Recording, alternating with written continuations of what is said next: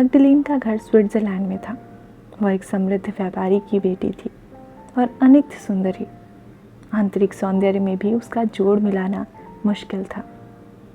कितने ही अमीर और रईस लोग उसका पागलपन सर में रखते थे, मगर वह किसी को भी कुछ ख्याल में ना लाती थी। मैज़नी जब इटली से भागा तो स्विट्ज़रलैंड में आकर शरण ली। मैग्डलीन उस वक्त भोली भाली जवानी की गोद में खेल रही थी। मैज़नी की हिम्मत और कुर्बानियों की तारीफें पहले ही सुन चुकी थी।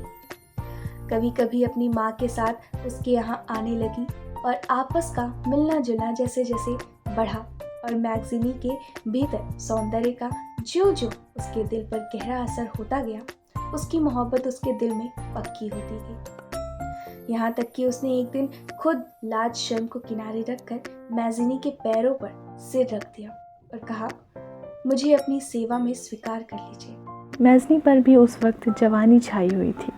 देश की चिंताओं ने अभी दिल को ठंडा नहीं किया था।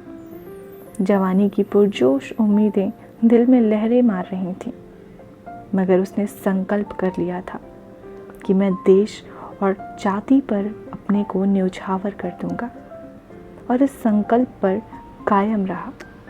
एक ऐसी सुंदर युवती के नाजुक नाजुक होठों से ऐसी दरख्वास्त सुनकर रद्द कर देना मैज़नी ही जैसे संकल्प के पक्के हियाव के पूरे आदमी का काम था।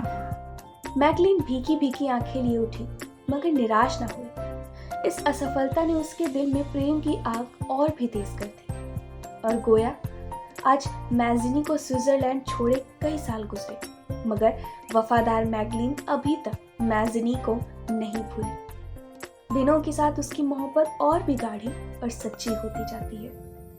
मैज़नी खत पढ़ चुका और एक लंबी आह भरकर रफेती से बोला, देखा मैग्डलीन क्या कहती है?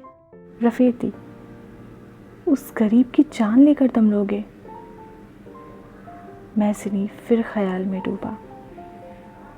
मैग्डलीन, तू नौजवान है, सुंदर है, भगवान ने तुझे अकूत दौलत दी है, तो क्यों एक गरीब, दुखियारे, कंगाल, फक्कड़, परदेश में मारी फिरने वाले आदमी के पीछे अपनी जिंदगी मिट्टी में मिला रही है? और जैसा मायूस, आफत का मारा हुआ आदमी तुझे क्यों कर खुश रख सकेगा? नहीं नहीं, मैं ऐसा स्वार्थी नहीं हूँ। दुनिया में बहुत से ऐसे हंसमुख खुशहाल नौजवान हैं जो तुझे खुश रख सकते हैं, जो तेरी पूजा कर सकते हैं। क्यों तू उनमें से किसी एक को अपनी गुलामी में नहीं ले लेती?